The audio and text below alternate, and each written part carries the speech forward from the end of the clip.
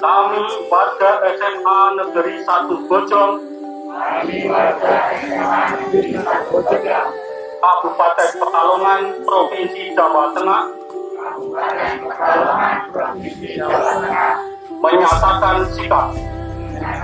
1. Menjaga keutuhan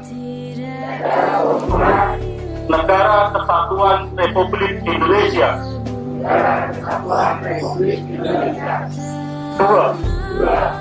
Mematuhi protokol kesehatan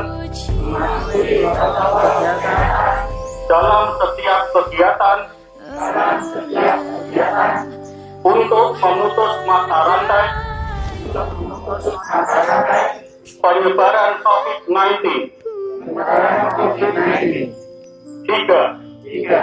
Menolak setiap bentuk kegiatan yang mengarah kepada anarkisme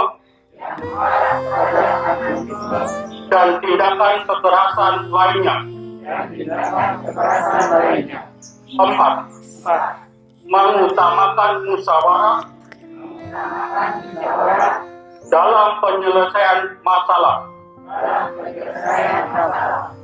5. Menjaga situasi dan kondisi tetap kondusif